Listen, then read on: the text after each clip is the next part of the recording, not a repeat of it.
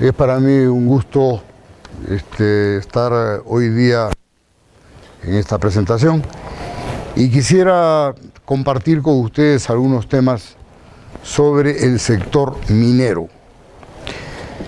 Básicamente, antes de eso, lo que quisiera es darles algunos alcances más bien sobre la economía del Perú, porque también es importante que estemos en contexto respecto de la evolución de la economía del Perú para poder ver el impacto del sector sobre esta economía. Siguiente, por favor. El Perú ha tenido un crecimiento económico importante entre los años 2001 y 2015. Esto se evidencia justamente en el crecimiento del Producto Bruto, que prácticamente se ha cuadruplicado, pasando de 51 a 192 mil millones de dólares.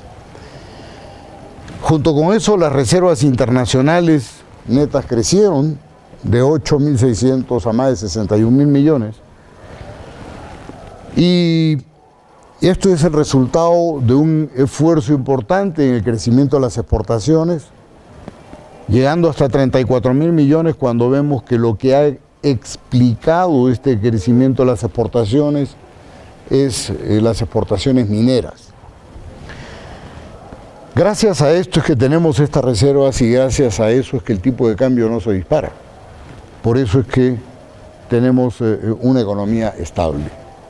Importante es ver este numerito que nadie le presta atención, que es el riesgo país. Cuanto más alto es, mayor es el riesgo. Cuanto más bajo, menor el riesgo. Y esa es una de las razones fundamentales o uno de los resultados más importantes de haber hecho un trabajo serio durante un cuarto de siglo para mejorar la estabilidad y la predictibilidad en términos de política económica. Por esa razón es que hoy en día ya no necesitamos que el Fondo Monetario Internacional haga el papel de mama que tenía que hacer en la época del gobierno de Alan García, en su primer gobierno, y hemos demostrado que somos capaces de trabajar seriamente con políticas económicas estables, y por eso es que ahora podemos salir a los mercados a levantar préstamos con plazos cada vez más largos y tasas de interés cada vez más bajas. Y producto de eso también es que hemos sido capaces de reducir la pobreza de niveles de cerca de 55% a algo menos de 22%.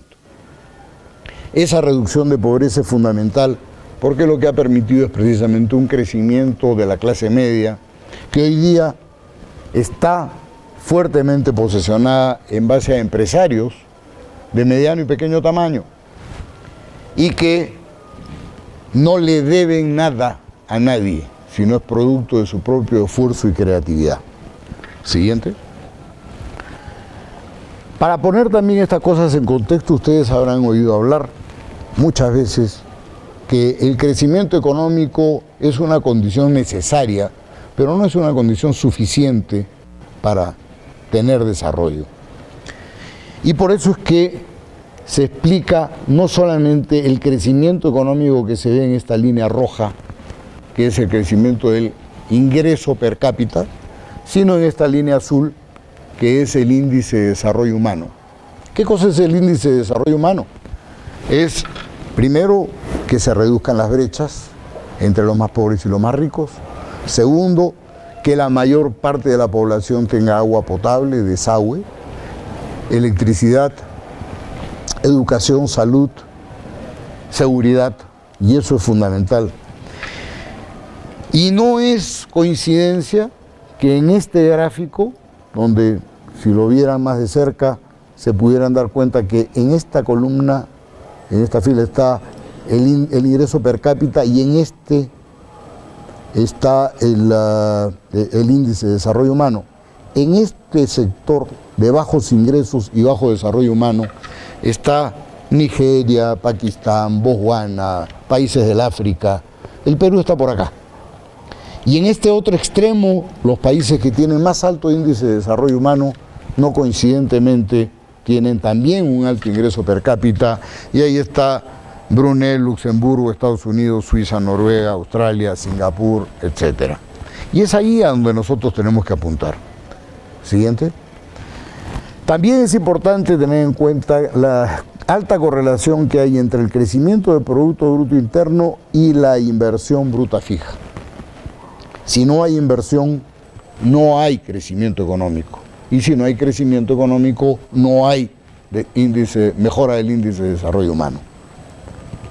Aquí hay un tema que, claro, ustedes no los voy a convertir en economistas en una conversada, pero una regla del dedo gordo siempre cae bien, y es importante que sepamos que la tasa de crecimiento potencial de un país es más o menos la cuarta parte de la relación que hay entre la inversión bruta fija y el PBI. Si la inversión bruta fija entre esto, en este caso da 25%, entre 4 da más o menos 6 y algo por ciento de tasa de crecimiento potencial de la economía. Si no crecemos a esa tasa es porque somos unos incapaces, nada más. Porque tenemos las condiciones para poder crecer. Siguiente. La importancia de eso es que al crecer en términos de inversión también crecemos en estas barras amarillas en empleo adecuado, que es lo que a nosotros nos interesa. No es cualquier empleo, no es te pago una china por un cachuelo, no es así. Esto tiene que ser trabajo con seguridad social, con planilla, vacaciones, etcétera. Todo eso tiene que estar incluido, y eso a lo que le llamamos empleo adecuado, y en lo que tenemos que progresar. Siguiente. Ya para terminar de hablar de estas cosas económicas aburridas para ustedes, el crecimiento económico tiene que ver directamente con, o sea, la inversión trae crecimiento económico y incremento del presupuesto, que es con el que se financia una serie de, no solamente la actividad del Estado, sino también todos los planes sociales, Jaliwarma, Beca 18, Pensión 65, entre otros. Siguiente. Siguiente, por favor. Del total de la recaudación fiscal de las empresas, el sector minero ha estado reportando el 25.3%. Cuando hablamos del sector minero energético, estamos hablando de la mitad de los ingresos de la economía, pero del sector minero puro el 25%. Siguiente. Y la inversión, hay una cosa que quiero yo llamar la atención. Básicamente el 80% de la inversión bruta es inversión privada y el 20-21% restante es inversión pública. Es por eso que es tan importante tener un buen índice de, ¿cómo se llama?, de riesgo país, porque el riesgo país es fundamental para atraer estas inversiones. No hay nada más cobarde que $1 millón, así que... Y de esta inversión, por eso esa razón es que si se ahuyenta esta inversión privada, esta inversión pública no podrá compensarla por más esfuerzos que haga. De esta inversión privada, el 30% es inversión minero-energética y el 20% es inversión en el sector minero. De allí la importancia de promover esto. Siguiente. Cuando hablamos de la industria minera, el 9% del Producto Bruto Interno del país es minero, pero el 56% de las exportaciones en promedio es minera. Como decía, gracias a esto el tipo de cambio no se dispara, y gracias a eso ni las medicinas ni las cosas que nos gustan, el pollito que nos gusta comer tanto, no sube de precio, porque el principal insumo es el maíz amarillo duro, que es importado. Me podrán ustedes decir que efectivamente hay poca creación de puestos de empleo directos, pero esto es justamente el empleo directo en una actividad intensiva en capital. Lo que hay que tener en cuenta es que cuando hablamos de un proyecto minero, en realidad estamos hablando de construcción. Y construcción sí demanda muchísima mano de obra. Por ejemplo, acá en Cerro Verde, en Arequipa, la construcción de la ampliación ha demandado durante 3 años y medio o 4, 15.000 puestos de trabajo en adición a lo que normalmente trabaja en el sector. Y en Las Bambas durante 8 años se ha tenido 18.000 puestos de trabajo. Como en Toromocho, 10.000 puestos de trabajo y unos 5.000 en Constancia. Lástima que hayan tantos proyectos que se van quedando por razones diversas, entre ellas las sociales. Otra de las cosas que es importante es que la industria minera demanda más del 14% de la producción industrial del Perú. Siguiente. Gracias a eso, el Perú se ha convertido en uno de los primeros países productores del mundo en distintos metales. En cobre estamos llegando a ser el segundo, en oro el sexto, lamentablemente de retroceso, en plata estamos en el segundo y así sucesivamente. Siguiente. Esto ha sido producto precisamente de toda esta cadena de proyectos que se han ido desarrollando y que nos están pasando de producir, por ejemplo, 1.300.000 toneladas de cobre a producir el año que viene 2.600.000 toneladas de cobre. Siguiente. Importante es tomar en consideración la información siguiente. En el sector minero, desde que uno comienza una exploración hasta que llega a tener definido un proyecto, tarda no menos de 10 o 15 años. Y desde que uno tiene definido el proyecto, inicia ya los procesos de permisos, el promedio de tiempo es entre 4 y 6 años. Entre 4 y 6 años para conseguir los permisos. Entonces, eso explica por qué ahora, o sea, durante el lustro pasado, entre el 2011 y el 2015, se ha hecho la máxima inversión minera de la historia. Se aprobó todo esto en el gobierno anterior. Pero durante el gobierno que acaba de pasar no se aprobó nada, por eso es que está cayendo dramáticamente los niveles de inversión en proyectos mineros. Siguiente. La buena noticia es que tenemos un portafolio de proyectos de más de 45.000 millones y estos son los que están en distintos metales, cobre, oro, hierro, zinc, plata, etcétera, distribuidos a lo largo y ancho de la cordillera y que debiéramos hacer nuestros mejores esfuerzos por ponerlos en valor. Siguiente. Siguiente, por favor. Ahí. La propuesta del sector minero es este círculo virtuoso de la inversión. Poca gente es consciente que lo que más crea valor en la industria minera es la exploración. Así como en la industria es investigación y desarrollo, en la industria minera es exploración y desarrollo. Uno tiene que explorar para poder descubrir, desarrollar los proyectos y ponerlos en producción. Porque a partir de allí se hará un desarrollo sostenido y de dinamización de la economía local, con desarrollo de infraestructura y generación de contribuciones tributarias que son las que permiten financiar el presupuesto nacional y todos los planes sociales que le corresponden al Estado. Por otro lado, lo que necesitamos es contar con un triunvirato en esta mesa de negociaciones o de acuerdos para el desarrollo de los proyectos, que es estar sociedad, Estado y empresas.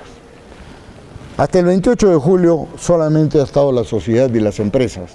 El Estado ha brillado por su ausencia. No solo eso, sino de boca del señor Humala, cada vez que había un proyecto, eso correspondía, ese es un tema entre privados. El Estado no se debe meter. Dios mío, si hacer que crezca el Producto Bruto 1, 2 o 3% por año para el resto de la historia es un tema de privados, quiere decir que no sé qué hago ahí en Palacio. Pero en fin, eso es un tema que hay que corregir y ya se corrigió.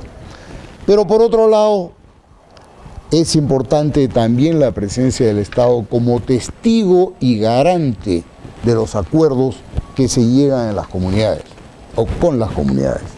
Ustedes tienen que ser conscientes que para desarrollar un proyecto se tiene que cumplir con 4 condiciones. Primero, que el proyecto sea técnicamente factible. Segundo, que sea económicamente viable. Tercero, que sea ambientalmente sostenible o amigable. Y cuarto, que sea socialmente aceptable. Si una de las 4 condiciones no se cumple, no tenemos proyecto. Y eso es en lo que tenemos que trabajar, y para eso tenemos que orquestar, coordinar el futuro que queremos tener. Siempre la objeción, la observación es que hay un pleito por el agua. Y los agricultores dicen que los mineros se tiran todo el agua. Los mineros decimos que no. En fin, lo que nosotros creemos es que tenemos que desarrollar la hermandad del agua. Ustedes se habrán dado cuenta, y aquí justamente venía camino y veía pues mi lindo Misti de cuando yo era chico, y que amanecía siempre con su gorro blanco, el Misti, el Chachani, el Pichu Pichu. Hoy día veo el Misti y parece el Cerro San Cristóbal, lo único que falta es que le pongan la cruz encima. Está pelado, no tiene su gorro blanco de siempre, y ese es el cambio climático. Y por el cambio climático tenemos el deshielo de los cumbres nevados en todo el territorio nacional y mundial. Y por esa razón es que no tenemos forma de retener las aguas en las alturas, que es el rol de la naturaleza le ha dado a estas cumbres nevadas. Entonces nuestra propuesta es, tenemos que construir reservorios en las alturas. ¿Por qué en las alturas? Porque tenemos que regular esas aguas. Tenemos que además sembrar quenuales a lo largo de las quebradas para rellenar el acuífero y poder administrar esas aguas debidamente y no estar expuestos a catástrofes que se originan con los huaicos cuando hay estas avenidas incontrolables. Y a partir de allí, ¿quién va a hacer estas inversiones de los reservorios en las cumbres? El Estado podría, pero va a requerir dinero. Los industriales que están en la costa, muy difícil. ¿Quiénes van a estar allí? Los mineros. Ellos son los que tienen la posibilidad, y podría perfectamente coordinarse, la posibilidad de hacer de estos reservorios, como les mostraré después en un pequeño video. Siguiente. La pena es que la percepción del Perú como país destino de inversiones está retrocediendo. Hace 7, 8 años, el Perú estaba entre los 5 primeros puestos en el mundo. Hoy está en el puesto 36 de 109 y gracias a su potencial geológico. Hemos retrocedido 10 posiciones en el último año. Y esto por hidrocarburos, ahí la cosa es más distante. Siguiente. Los desafíos que tenemos pues son mejorar la competitividad del sector, fortalecer la institucionalidad del país, construir paz social, elevar la eficiencia de las operaciones productivas. Siguiente. Y para esto tenemos algunos retos, y los retos pasan por también modificar las percepciones. Las percepciones que tenemos es que la mina contamina, así se lo enseñan a mi nieto. 3 añitos, está yendo al colegio, a mí me enseñaron de chiquito, mi mamá me ama. Ahora él enseña, la mina contamina. Entonces claro, cuando llegue a tener 30 años la mina contamina, pues no hay nada que hacer. Para mí era mi mamá me ama, para él es la mina contamina. Dejando una idea que me voy a encargar de explicar que no es. ¿Qué es el principal consumidor de agua? Otro mito, se lo mostraré. Que tiene ganancias altas y que no las comparte con nadie. Bueno, les estoy diciendo lo que aporta. Que genera poco empleo, directo sí, porque es intensivo en capital. Yo la vez pasada estaba dando una conferencia en la Escuela Militar de Chorrillos y un comandante me dice, sí, pues, pero es que los mineros debieran generar más puestos de trabajo, más empleo. Dije, yo lo comprendo, comandante, lo entiendo perfectamente, pero dígame cuántos soldados tiene el batallón de infantería y cuántos soldados tiene el batallón blindado. Bueno, pero que usted no puede comparar, porque usted va a tener 4 soldados por 4 personas por tanque. Y puede tener usted un batallón de 500 con fusiles. Bueno, pues lo mismo pasa acá. Yo tengo mis tanques, son mis camiones y mis palas que cargan 300, 350 toneladas cada una. Y no tengo 20 o 100 o 1000 gente con carretilla, que es diferente. Por eso es que es así. Que genera poco valor agregado. Se sorprenderían de ver el valor agregado que genera la actividad minera y lo explicaremos. Que todo el Perú está concesionado, que genera conflictos y que es un recurso agotable. Déjenme ustedes compartirles de esto algunas cosas. La siguiente. La primera cosa que está pasando es que nadie hace el distingo entre la industria minera y la extracción ilegal de minerales. Eso que algunos eufemistas, periodistas o políticos tramposos le dicen minería informal. No es informal. O eres legal o eres ilegal. Así de claro. Si tú eres legal, tienes una concesión.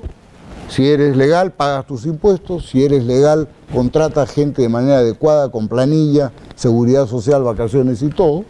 Si eres legal, vas a preservar el medio ambiente y vas a estar sujeto a todas tus normas. Si eres legal, vas a cubrir reglas de seguridad y garantizarle a tu gente que al final del día van a regresar sanos y salvos a sus casas.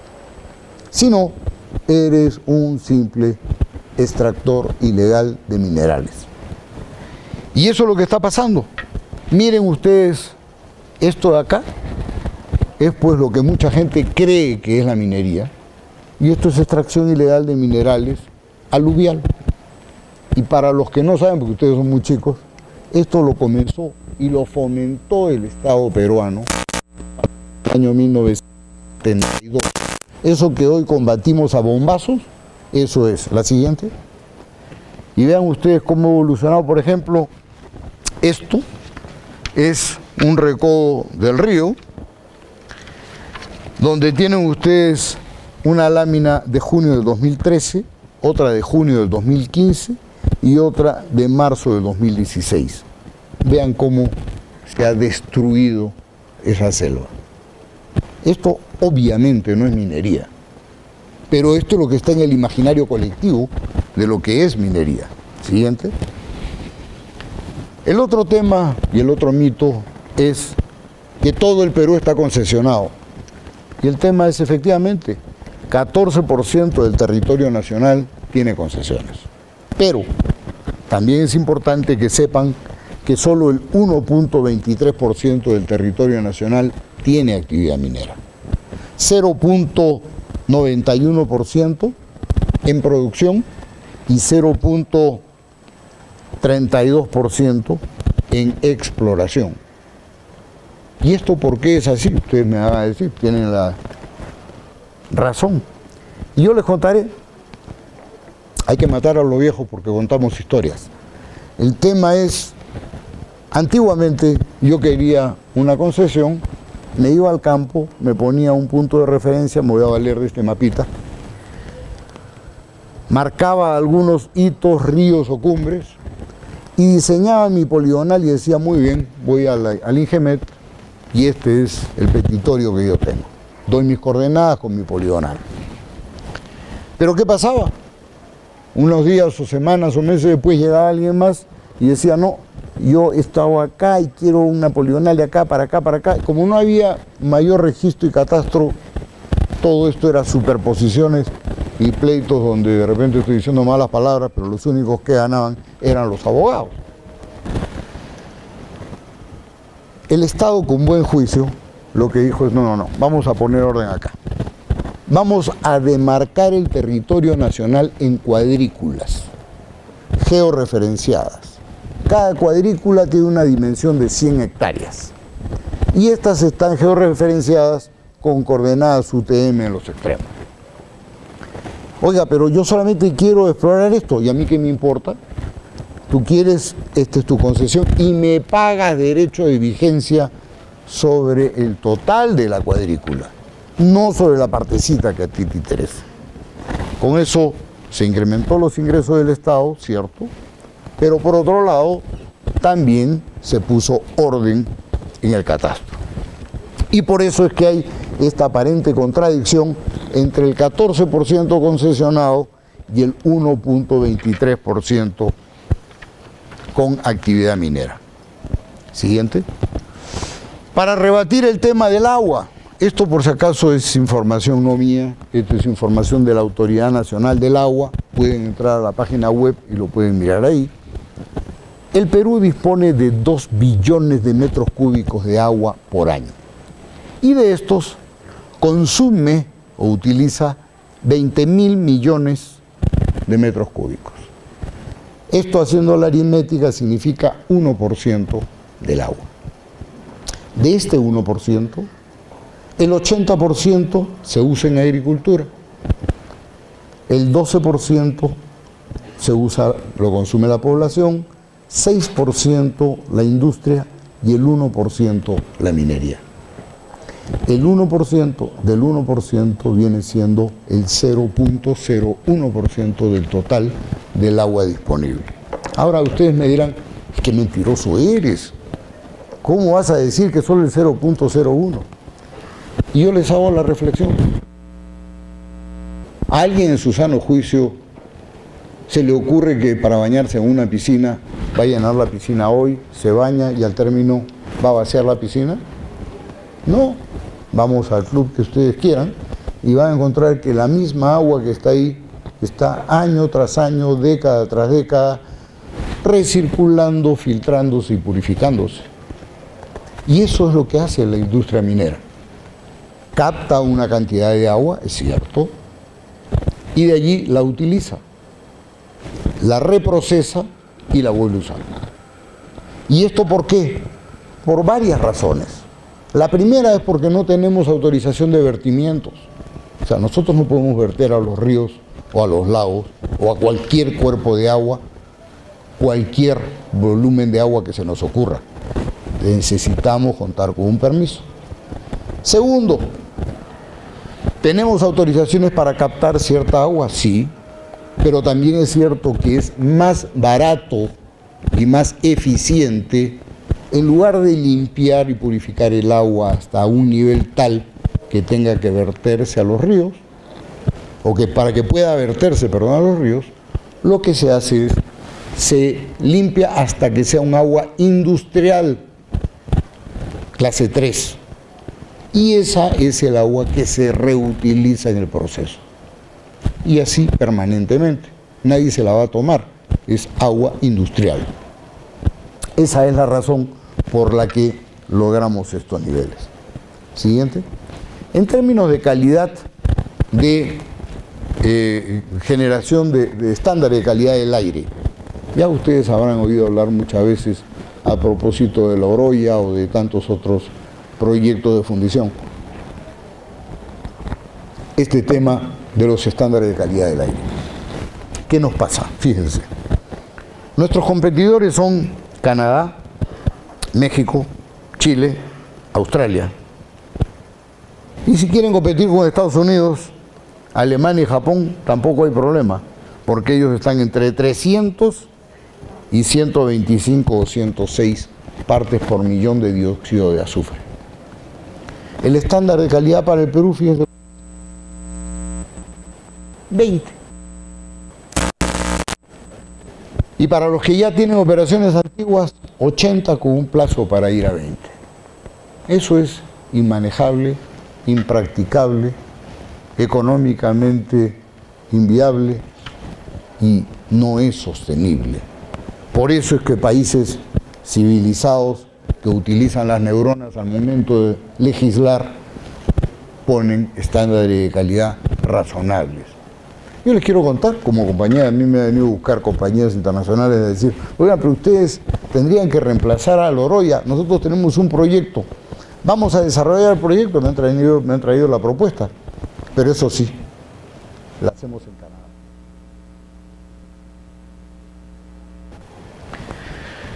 Si eso es lo que queremos, tendríamos que reevaluar nuestra posición, y por eso es que quiero mostrarles la siguiente lámina.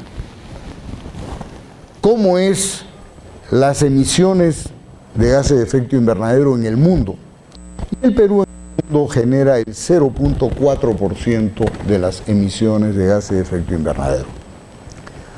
Allí nuestro querido Manuel Pulgar Vidal, ex ministro del Ambiente, se fue a la COP21 a París y ofreció con gran entusiasmo que el Perú va a reducir en 30% las emisiones de gases de efecto invernadero.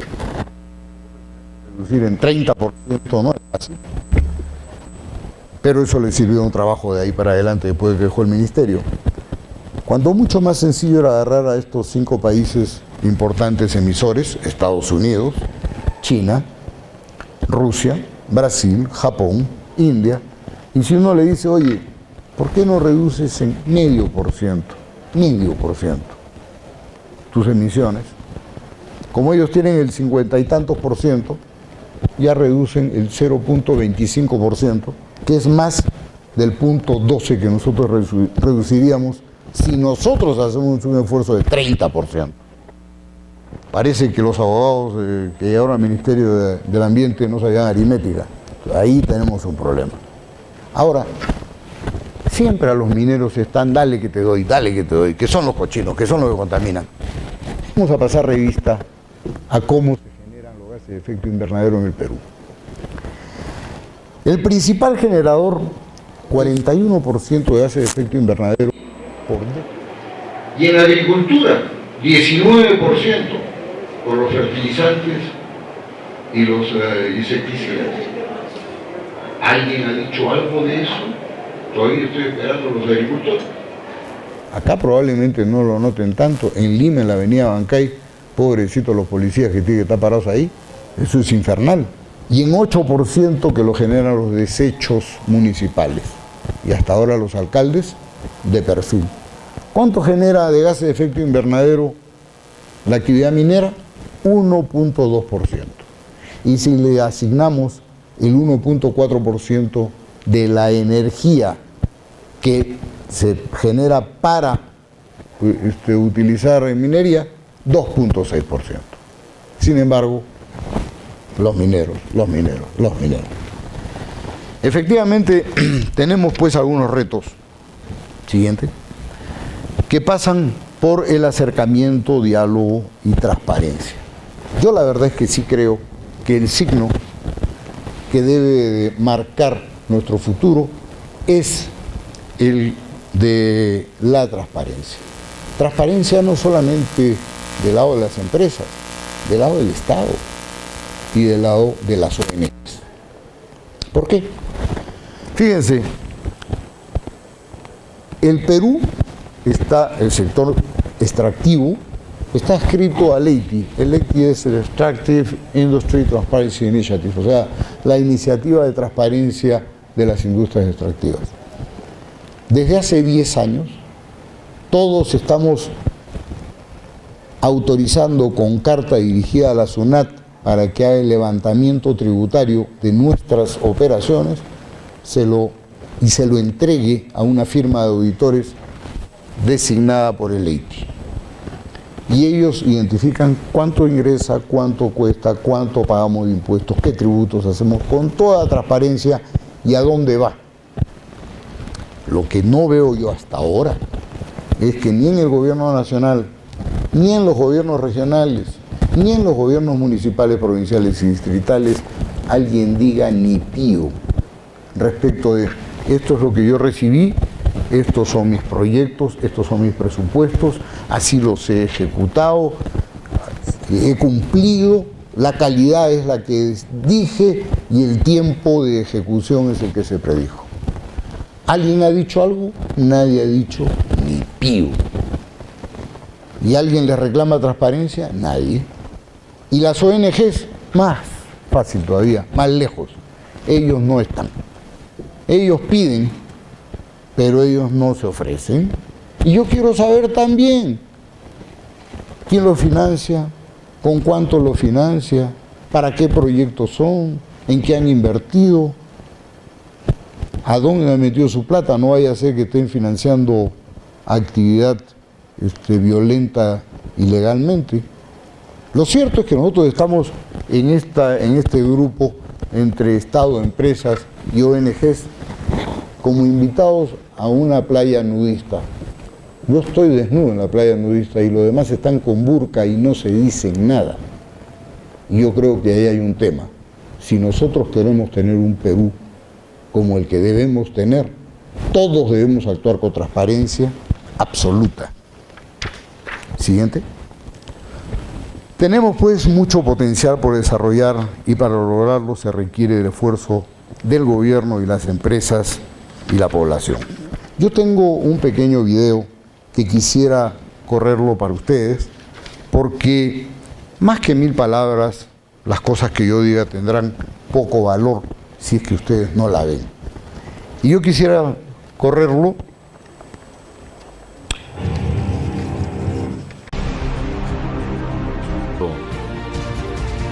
Nuestro Perú.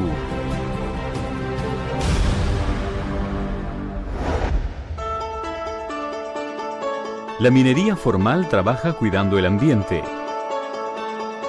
porque estamos comprometidos con nuestras familias, con nuestra comunidad, con el país y con el propio planeta. La minería formal tiene muy en claro estos principios y tenemos ejemplos. Esto es el reservorio San José en Cajamarca. Son 6 millones de metros cúbicos que equivalen a 6 estadios nacionales llenos de agua y se ha logrado después de 25 millones de dólares de inversión. Esto es Chalhuagón, que con una inversión parecida ha acumulado cerca de 3 millones de metros cúbicos. Pero lo más importante es que con ellos, a partir de ellos, con acueductos y con reservorios en parcelas familiares, lo que estamos haciendo es mejorar pasturas con riego tecnificado y mejorando la producción lechera a nivel que hemos triplicado la producción de leche en esta área del país. En términos de biodiversidad, también estamos trabajando en proteger los humedales.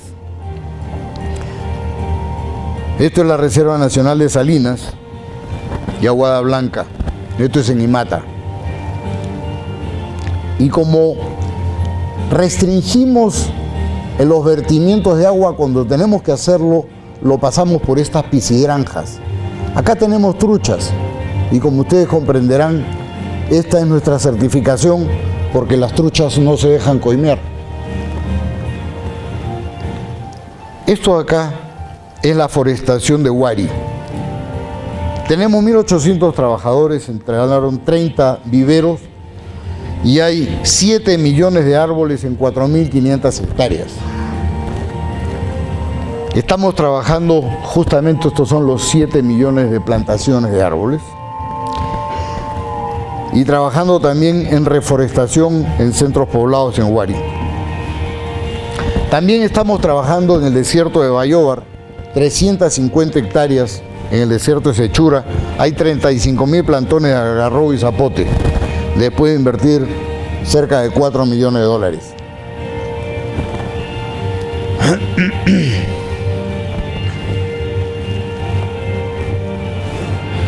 Esto es el bosque de Guarmey.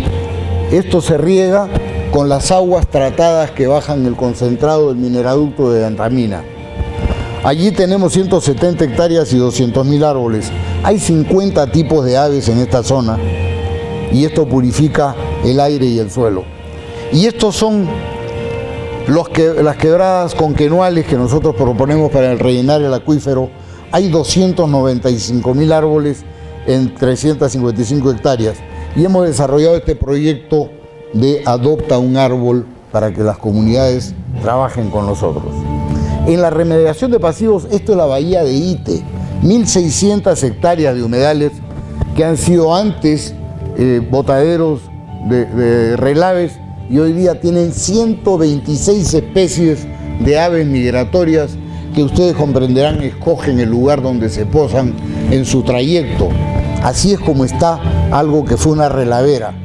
Y esta es la manera como se cierra en la época moderna una mina. Esto es Colquirrumia en Cajamarca, así era, así está, así era, así lo hemos dejado.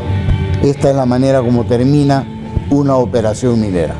Sin más, les quiero agradecer por su paciencia. Muchas gracias.